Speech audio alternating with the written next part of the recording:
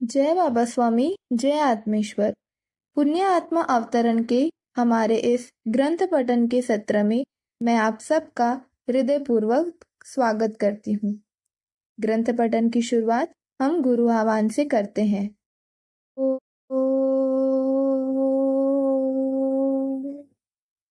गुरुर्ब्रह्मा गुरुर्विष्णु गुरुर्देवो महेश्वरा गुरुर्साक्षात् परब्रह्मा तस्मै श्री गुरवे नमः। तस्मै श्री गुरवे नमः।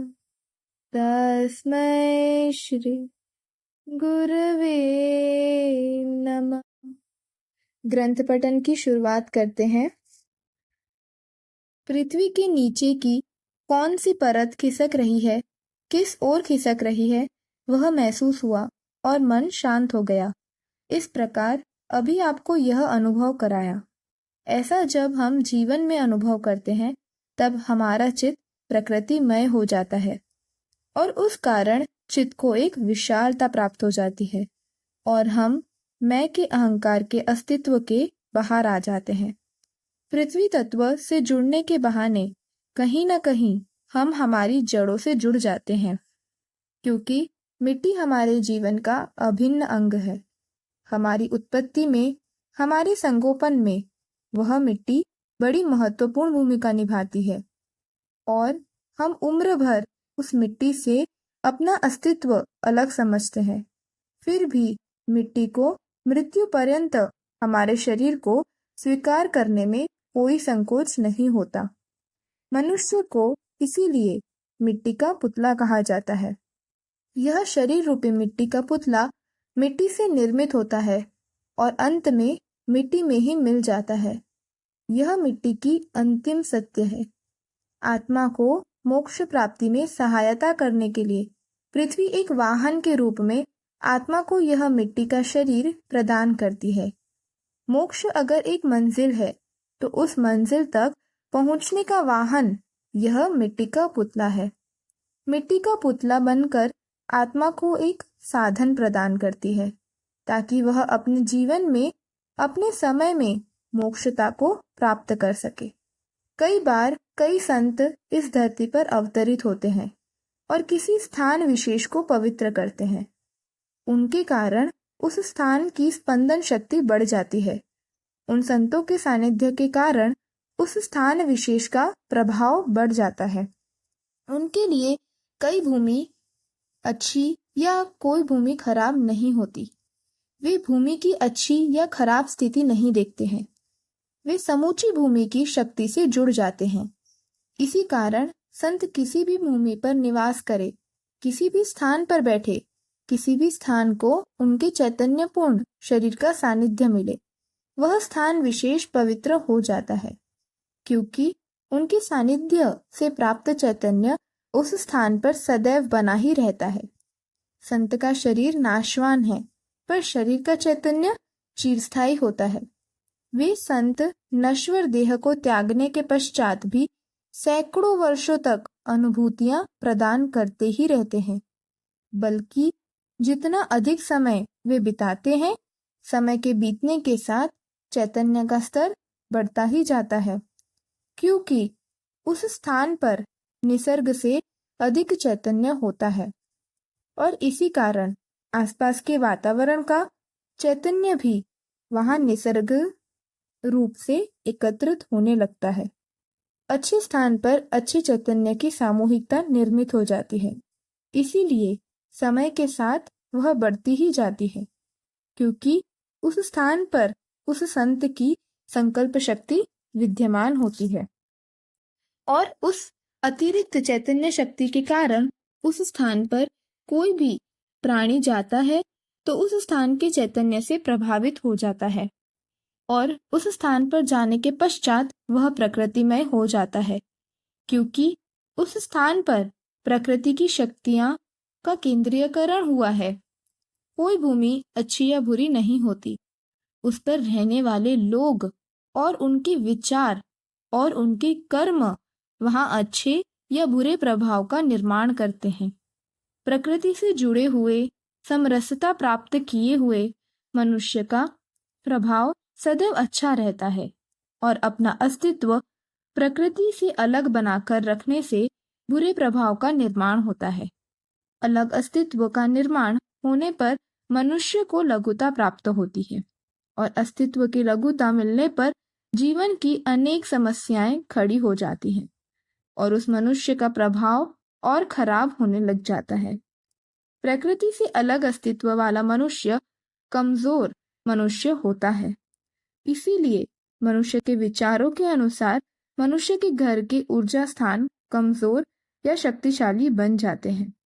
जिस प्रकार से मनुष्य सांस लेता है, वनस्पति सांस लेती है, ठीक उसी प्रकार से स्थान भी सांस लेता है।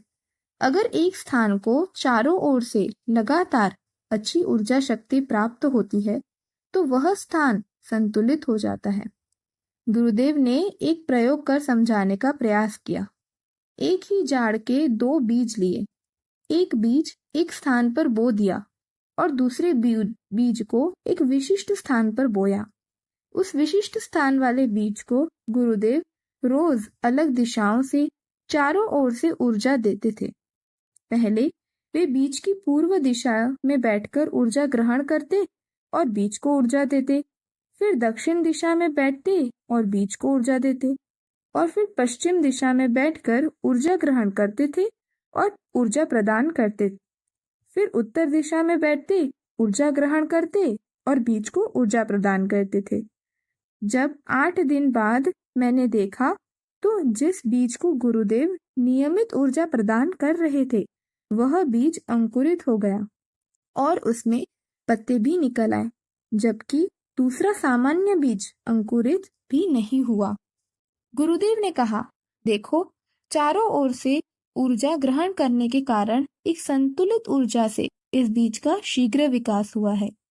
ऊर्जा देने का क्रम पूर्व, दक्षिण, पश्चिम, उत्तर इस निश्चित क्रम से ही होगा तो वह अधिक प्रभावशाली होगा। ठीक इसी प्रकार से मनुष्य को अपने निवास स्थान के आसपास की चारों दिशाएं खुली रखनी चाहिए ताकि चारों ओर से उसके निवास को ऊर्जा मिल सके। इसी आधार पर ही वास्तुशास्त्र बना हुआ है। इन दिशाओं की ऊर्जा का ज्ञान पशु व पक्षियों को भी होता है। स्थान को सदैव चारों ओर से ऊर्जा मिलना अत्यंत आवश्यक है। मनुष्य विचार कर करके अपने आसपास खराब ऊर्जा निर्मित कर लेता है। इसी कारण बाहर से मिलने वाली ऊर्जा उसे नहीं मिल पाती है। साधारणतः हमारा चित्त जहाँ पर केंद्रित होता है तो थोड़े समय के बाद उसके विचार हमें आने लगते हैं। यही स्वप्न की दशा में होता है। अनजाने में ही अगर मनुष्य चित्त में कुछ भीतर भरकर रखता है वही उसके स्वप्न में भी दिखता है। लेकिन स्वप्न में जो दिखता है चित्त की बहुत सी बातों का मिश्रण होता है। इसीलिए जीवन की अलग अलग कालखंड जुड़कर स्वप्न का निर्माण होता है। मनुष्य अपने चित्त की शुद्धि अच्छी चित्त शक्ति वाले मनुष्यों की सामूहिकता के सानिध्य में रहकर कर सकता है। सद्गुरु अच्छी सामूहिकता पाने का एक माध्यम होता है। अगर हम हमारा चित्त सशक्त करना चाहते हैं तो हमें अपने चित्त को शाश्वत वस्तुओं पर केंद्रित करना होगा, क्योंकि अगर हम हमारा चित्त भौतिक वस्तुओं पर रखेंगे तो भौतिक वस्तुएं सदैव नष्ट होने वाली हैं। इस कारण उन पर रखा गया चित्त भी नष्ट होगा। इसीलिए आवश्यक है कि हम हमारा चित्त अविनाशी वस्तुओं पर केंद्रित करें। हम चित्त को एक इंद्रिय भी कह सकते हैं। जैसे आंखों से हम देखते हैं, कानों से हम सुनते हैं, वैसे ही चित्त से हम अनुभूति कर सकते हैं, चित्त से हम जान सकते हैं। यह सब अभ्यास से धीरे धीरे संभव हो सकता है। चित्त शुद्ध करने से चित्त पर नियंत्रण करना अधिक कठिन होता है। इसीलिए हम चित्त पर जितना नियंत्रण कर सके, हमें उतना ही अपने चित्त को शुद्ध करना चाहिए। अन्यथा शुद्ध व पवित्र लेकिन अनियंत्रित चित्त हमारे स्वयं के लिए ही घातक सिद्ध हो सकता है। एक दिन अलय सुबह मुझे गुरुदेव ने जगाया और अपने साथ लेकर गुफा के बाहर निकले और फिर उत्तर दिशा की ओर चलना प्रारंभ किया और काफी दूर तक चलते रहे। आगे चलने पर दो बड़ी बड़ी चट्टानें दिखाई दी। उन दो चट्टानों के बीच से एक रास्ता किसी गुफा में जा रहा था। उस गहरे रास्ते पर हम चलते रहे। मुझे चलने में परेशानी हो रही थी और हम लगातार नीचे और नीचे उतरते जा रहे थे। मैं मन में सोच रहा था कि वैसे ही धरती के ऊपर से उस खाई में आए थे, वह वैसे ही काफी नीचे थी और ये तो हम और नीचे जा रहे थे। गुरुदेव कहाँ ले जा रहे हैं क्या मालूम, लेकिन मेरी उनसे यह पूछने की हिम्मत नहीं थी। काफी नीचे जाने के बाद वे थोड़ी देर रुके। वे बोले, थोड़ी देर विश्राम कर लो, अब मैं तुम्हें एक दूसरी दुनिया में लेकर जा रहा हूँ। यह दुनिया तुम्हारी कल्पना से परे होगी। थोड़ी देर आराम करने के बाद हमने फिर चलना प्रारंभ किया। हमारे पास प्रकाश के लिए एक जाड़ की जड़ी थी जो मुश्किल जैसी जलती थी, जिस प्रकार से एक बड़ी मोमबत्ती जलती हो। मुझे वह रास्ता भी ऐसा लग रहा था कि चलना कठिन था। बार बार रुकना पड़ता था, बैठना पड़ता था। आसपास पूरा अंधेरा था। रास्ते में पैर के नीचे की जगह ही बड़ी कठिनाई से दिख रही थी। गुरुदेव तो बाद में रास्ता बनाकर आगे बढ़ने लगे। कई छोटी छोटी झाड़ियां थी, पत्थर थे, पर वे निश्चिंत थे। वे मेरे लिए रास्ता बनाकर आगे बढ़ते, मैं उनके पीछे हो लेता। मन में डर भी लग रहा था, यहाँ पर कोई जानवर आया तो दिखेगा भी नहीं। उनके पीछे चलना मेरी मजबूरी थी, क्योंकि वापस तो मैं बाहर निकल ही नहीं सकता था। मरता क्या ना करता, जैसी मेरी स्थिति थी। कुछ आगे चलने पर मुझे धीरे धीरे पानी बहने की आवाज आने लगी। हम जैसे जैसे आगे बढ़ रहे थे, पानी की आवाज तेज होती जा रही थी और आगे बढ़ने पर आवाज बहुत तेज हो गई थी। मुझे समझ में आ गया था कि गुरुदेव मुझे किसी पानी वाले स्थान की ओर ले जा रहे हैं। कई घंटों से हम चल ही रहे थे। कुछ समय पश्चात जब हम गुफा से बाहर निकले तो सामने का दृश्य देखकर मेरी आंखें खुली की खुली रह गई। अद्भुत दृश्य था, बेहद खूबसूरत। प्रकृति का अनोखा नजारा मेरे सामने था। एक बड़ा जलप्रपात। हम जलप्रपात के एकदम नजदीक से उस गुफा के बाहर निकले थे। वह जलप्रपात एक बहुत बड़ी गुफा के अंदर जा रहा था। हम उसी गुफा में पानी के साथ साथ अंदर की ओर चलने लगे। अंदर के दृश्य बड़े ही मनमोहक थे। अलग अलग वनस्पतियां थी। पानी के पास दीवारों पर अलग अलग प्रकार की गहरे नारंगी रंग की लकीरें खींची थी। उस पानी में आयरन, लोहे की मात्रा अधिक थी। उस कारण जब पानी का स्तर अधिक रहा होगा तब पास की दीवारों पर उस आयरन भरे पानी से रंग उभर आए होंगे। नारंगी, पीले, सफेद, कहीं कहीं हरे, ऐसे विभिन्न रंगों के द्वारा मानो पानी के दोनों सिरों की दीवारों पर पेंटिंग, चित्रकारी की गई हो। हम आगे बढ़ते जा रहे थे और पानी का बहाव कम और कम होते जा रहा था, क्योंकि पानी विभिन्न दिशाओं में फैल रहा था। बाद में ऊपर देखने पर पानी की बूंदें टपकती दिखाई दी, जो हजारों वर्षों से टपक रही थी। उनकी इस तरह अनवरत टपकने से छोटे शिवलिंग नुमा आकार तैयार हो गए थे। टपकने वाली पानी की बूंदों में जो खनिज द्रव्य था वह उसी स्थान पर जम गया था। हमने कुछ देर वहां पर विश्राम किया और फिर आगे चलना प्रारंभ किया। मैं राह देख रहा था कि वापसी कब होगी, क्योंकि उतना ही वापस भी जाना था। वहां पर जो दिख रहा था वह बहुत ही सुंदर प्राकृतिक नजारा था, पर डर भी लग रहा था। कहां से कहां आ गए हैं। ऊपर से आयरन युक्त पानी लगातार गिरकर प्राकृतिक आकृतियां बन गई थी। आगे जाकर एक चट्टान पर गुरुदेव बैठ गए और सामने वाली एक चट्टान पर मुझे बिठाया और कहा, अब थोड़ी देर आंखें बंद करके बैठो। ऐसा कहकर वे आंखें बंद करके बैठ गए और बाद में मेरी आंखें स्वयं ही भारी हो गई और कब ध्यान लगा पता ही नहीं चला। जब ध्यान में से बाहर आए तो देखा गुरुदेव मेरी ओर ही देख रहे थे। ध्यान के बाद बहुत शांत लग रहा था।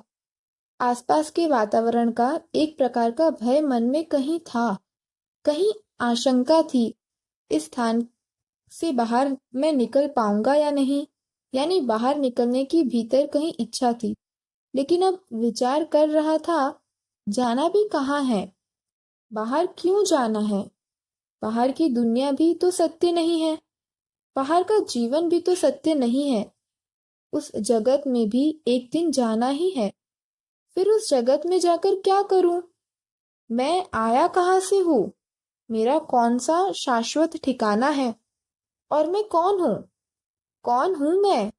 ये कान मेरे हैं, ये बाल मेरे हैं, ये हाथ मेरे हैं, ये पैर मेरे हैं, पर मैं कान नहीं हूँ, मैं बाल नहीं हूँ, मैं हाथ नहीं हूँ, मैं पैर नहीं हूँ।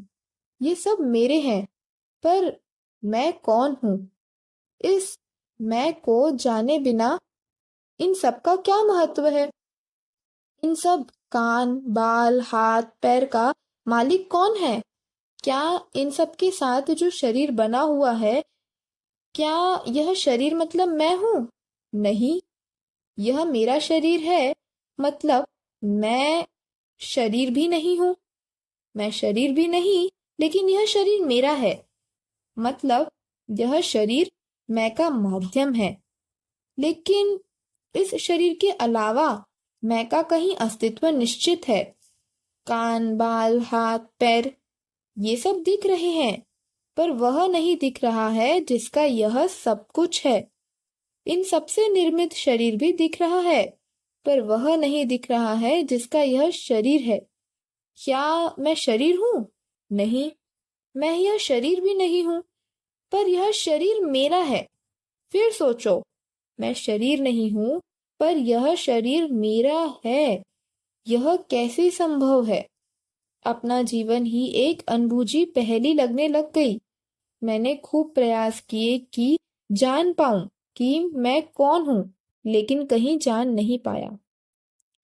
गुरुदेव मेरे मन की दशा जान गए। उन्होंने कहा, अगर अपने आप को जानना है तो अपने आप से ही प्रश्न करो कि मैं कौन हूं। इस प्रकार से 3 बार प्रश्न करो तो जान जाओगे कि तुम कौन हो। मैंने भी आंखें बंद की और अपने आप से ही प्रश्न किया, मैं कौन हूँ? मैं कौन हूँ? मैं कौन हूँ? धीरे धीरे आंखें कब बंद हो गई पता भी नहीं चला। हम यह प्रश्न जैसे ही स्वयं से करते हैं, हमारा चित्त भीतर की ओर चला जाता है। दुनिया भर की खोज करते हैं, पर अपने आप को कभी नहीं खोजते हैं। जो खोज करना आवश्यक है, वह छोड़कर बाहर सब खोजते रहते हैं। और जैसे ही यह प्रश्न जानने का प्रयास करते हैं, तो हमारी भीतर की यात्रा प्रारंभ हो जाती है।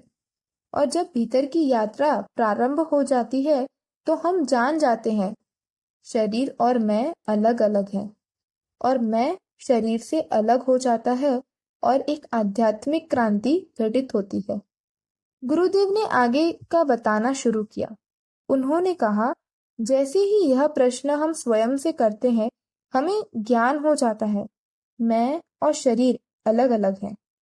मैं शरीर नहीं हूँ। इस शरीर के द्वारा किए गए कार्यों का मिथ्या अहंकार भी टूटकर गिर जाता है कि यह कार्य मैंने किया। और फिर शरीर के द्वारा किए गलत कार्यों की आत्मग्लानि का भाव भी समाप्त हो जाता है कि यह गलत कार्य मैंने किया, क्योंकि यह बोध हो जाता है कि यह गलत कार्य शरीर के द्वारा हो गया। तो जब मैंने पाप किया ही नहीं है, तो मैं पापी हूँ का भाव भी स्वयं समाप्त हो जाता है।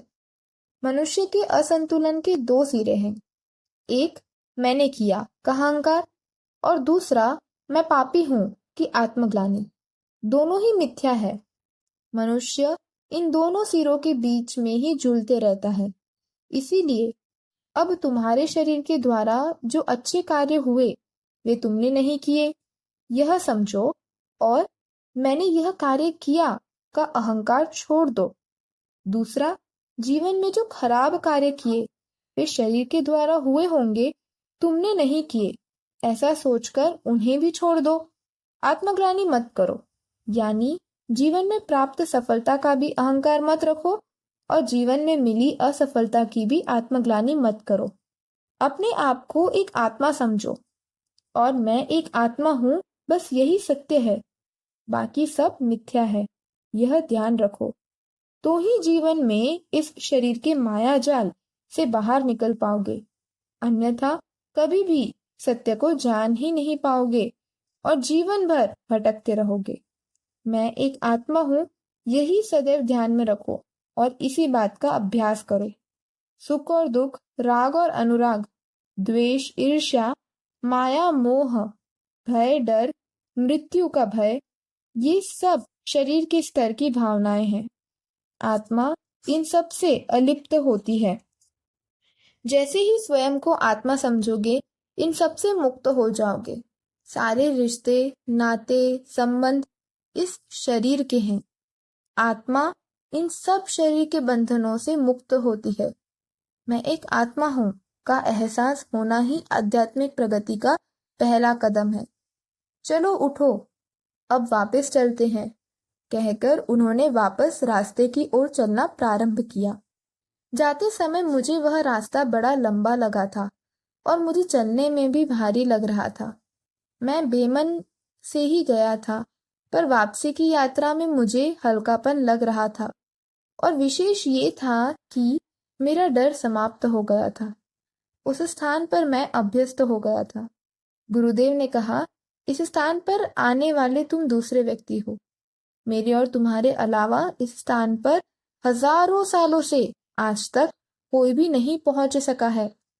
उन्होंने झुककर पानी के किनारे पर लगी कुछ वनस्पतियां की पत्तियां मुझे खाने के लिए दी और उन्होंने आगे चलना प्रारंभ किया।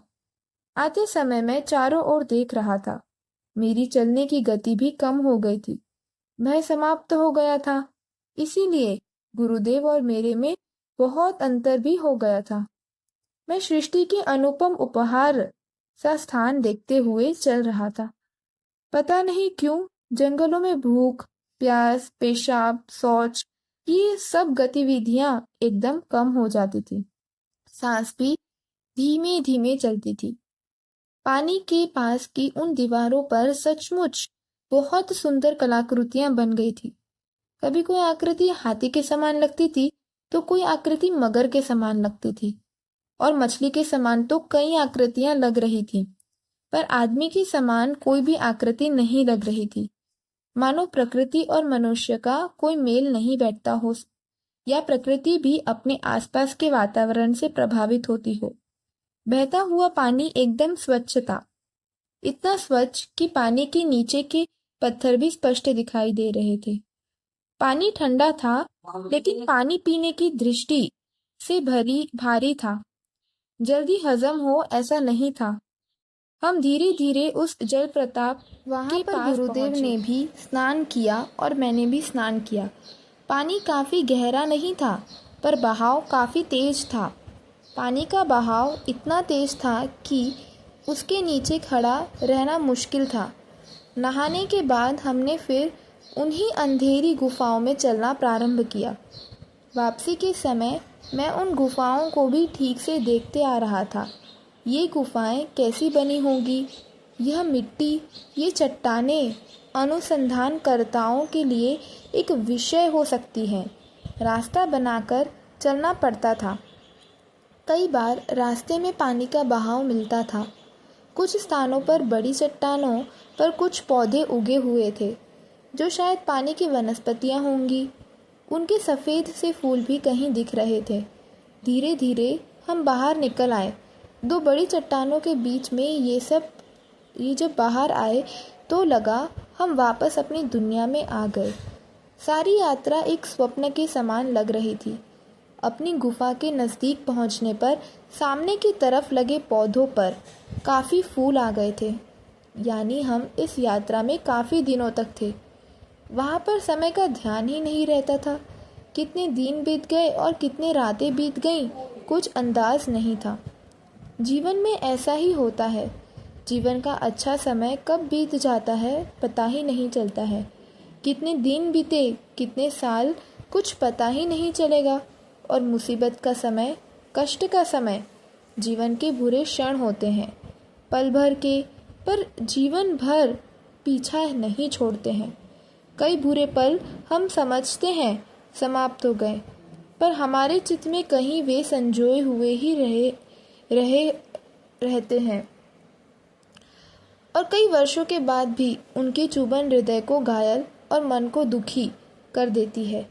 और फिर जख्म हरे हो जाते हैं, फिर खून निकलने लग जाता है। इसीलिए हम उन घटनाओं से उतने दुखी नहीं होते जितने हमें उन्हें याद करके होते हैं। बचपन की वे कठिनाइयाँ, वह जिल्लत भरी अपमानित जिंदगी, वे बुरी घटनाएं, बचपन के वे बुरे लोग, उनका बुरा व्यवहार हमारे चित्त पर अमिट छाप छोड़ता है। भूतकाल के उन जख्मों को फिर से खुरेद कर भी कोई लोग आनंद लेते हैं। बुरी घटनाओं को याद करते रहते हैं और दुखी होते रहते हैं, और उस दुख में एक आनंद मिलता है। वह आनंद कि हमने जीवन में कितनी प्रगति की, पहले हम क्या थे और कहाँ से कहाँ पहुँच गए। हम एक रंग से राजा बन गए। यानी अनजाने में हम हमारे ही अहंकार की पुष्टि करते रहते हैं और उन दुखों को याद कर बाद में आज से उस समय की तुलना कर मन ही मन प्रसन्न होते हैं और बच्चों को भी बताते हैं, हमारा बचपन क्या था, अब हम क्या हैं। हमारा बचपन कैसा खराब बीता, तुम्हारी ज़िंदगी कितनी अच्छी है। इस प्रकार की तुलना कर मन को बड़ा आनंद मिलता है कि हमारे जीवन में कितनी प्रगति हो गई, जीवन में उच्च शिखर पर पहुंच गए हैं। और विशेष रूप से यह तुलना केवल आर्थिक स्तर की ही होती है। पहले से अधिक अच्छी आर्थिक स्थिति हो गई है, यह बात प्रमुखता से मनुष्य के ध्यान में आती है। लेकिन तू न तब सुखी था न अब सुखी है, तब धन नहीं था इसीलिए दुखी था, और अब धन है पर तब धन नहीं था इसीलिए आज दुखी है।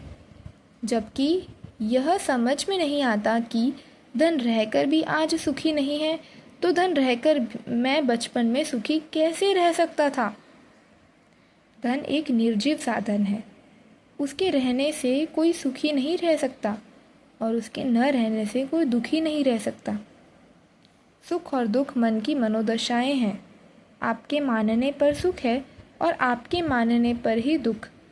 आप परिस्थिति को स्वीकार कर लो तो ही सुख है, स्वीकार न करो तो दुख है। कल दुख धन का था, आज शरीर का दुख है। यानी दोनों ही नाशवान हैं। न किसी व्यक्ति को धन दुख दे सकता है, ना शरीर सुख दे सकता है, क्योंकि मैं ना धन हूँ और ना मैं शरीर हूँ।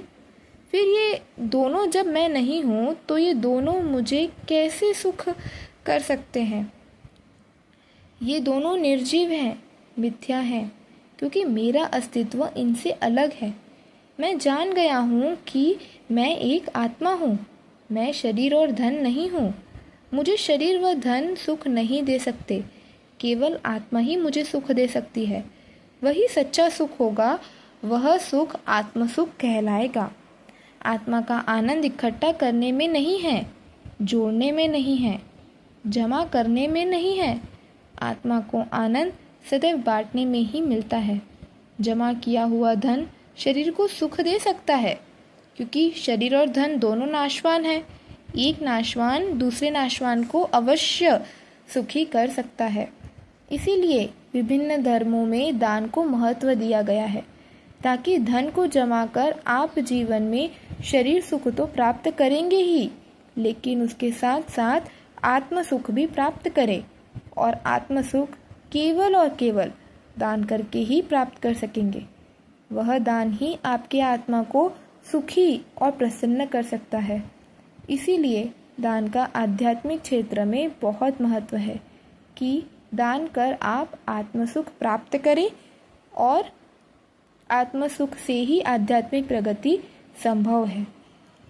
क्योंकि आत्मा सुखी होगी तो सशक्त होगी, और सशक्त होगी तो ही आध्यात्मिक साधना करेगी, और आध्यात्मिक साधना करेगी तो आध्यात्मिक प्रगति होगी।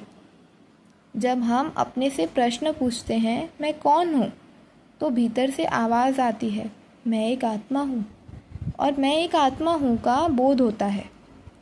तभी हमें ज्ञात होता है जो मैं मेरा का अहंकार मैं कर रहा था वह शरीर का अहंकार था। मैं अस्तित्व में तो आत्मा है, वह आत्मा जो है पर दिखती नहीं है, जो शरीर का संचालन करती है पर संचालन करते हुए दिखती नहीं है। अब हम थोड़ी देर ध्यान करेंगे।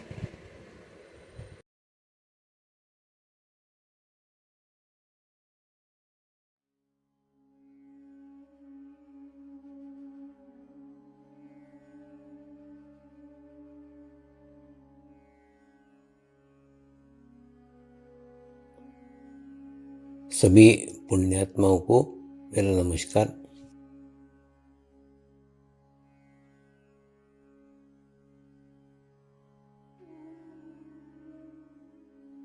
गुरुर्ब्रह्मा गुरुर्विष्णु गुरुर्देवो महेश्वरा, गुरु साक्षात् परब्रह्म तस्मै श्री गुरुवे नमः।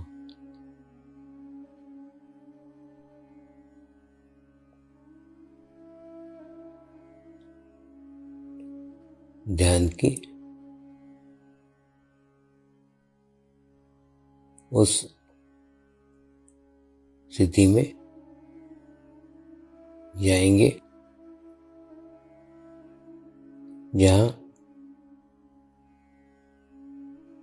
शरीर भाव पूर्णतः समाप्त हो जाता है।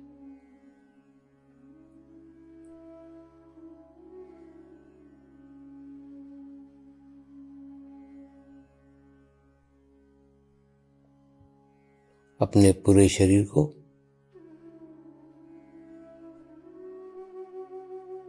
पूर्णतः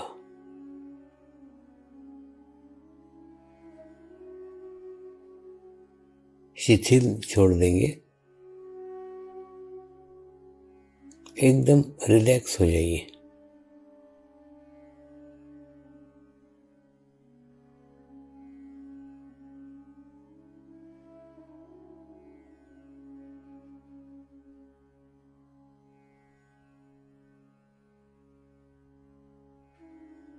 मेरे साथ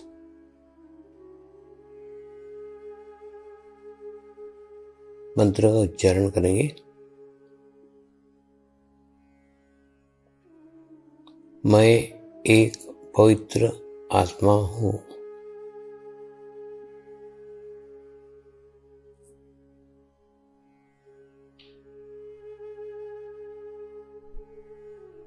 मैं एक शुद्ध आत्मा हूँ।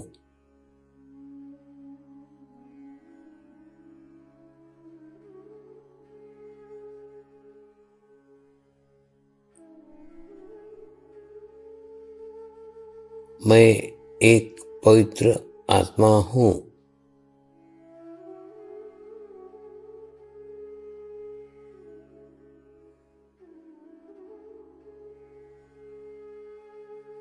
मैं एक शुद्ध आत्मा हूँ।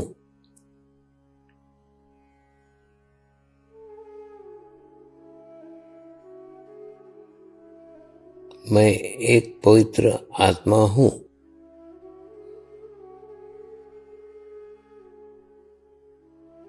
मैं एक शुद्ध आत्मा हूँ।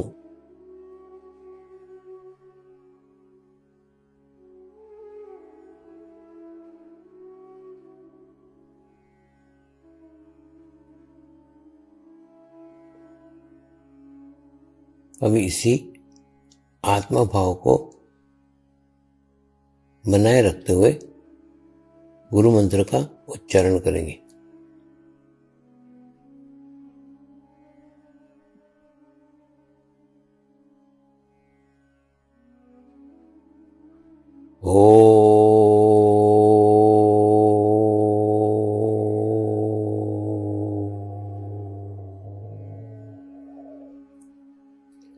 श्री शिवकृपानंद स्वामी नमो नमः।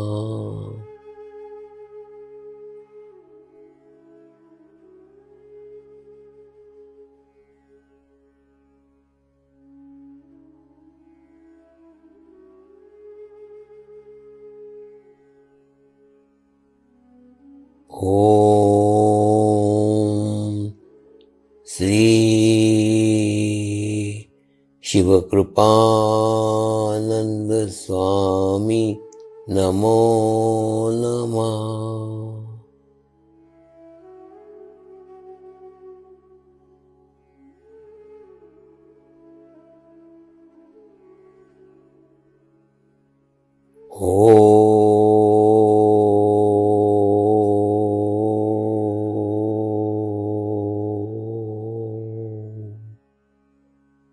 श्री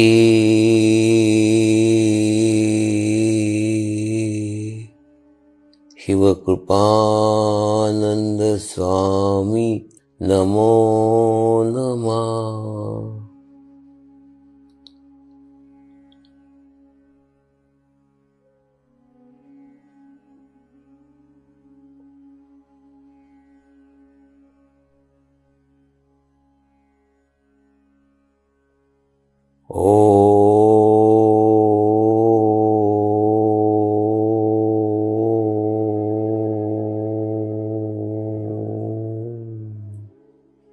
श्री शिवकृपानंद स्वामी नमो नमः।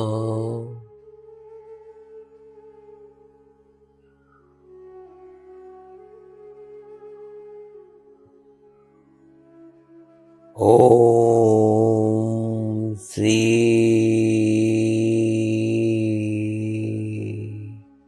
शिवकृपानंद स्वामी नमो नमः।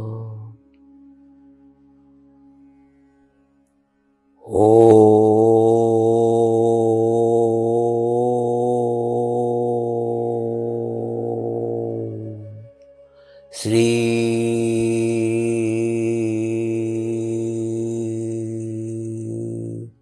शिवकृपानंद स्वामी नमो नमः।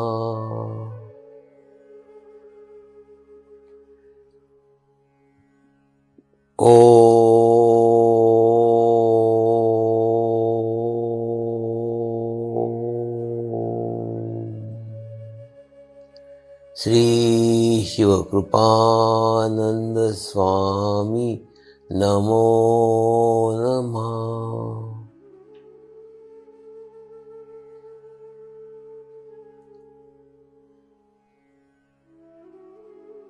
ओम श्री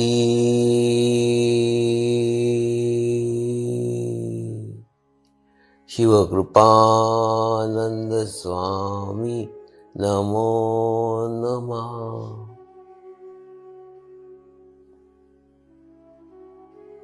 ओम श्री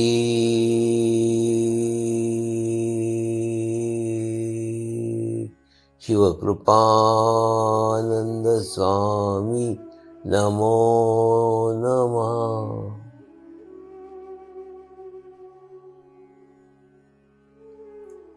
अब आप अपना चित्त सहस्त्रार पर रख के थोड़ी देर के लिए ध्यान में जाएंगे।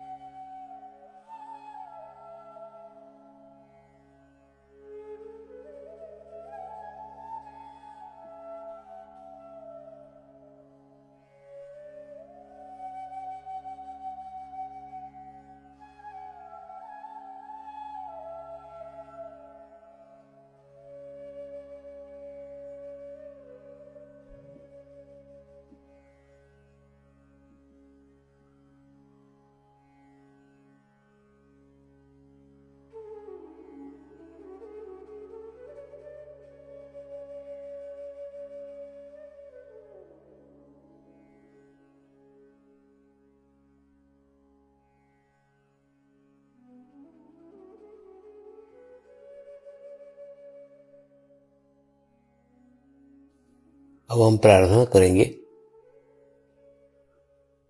सभी आत्माओं की आत्म उन्नति हो, आध्यात्मिक प्रगति हो। यही हमारी प्रभु से प्रार्थना है। नमस्कार। जय आत्मेश्वर।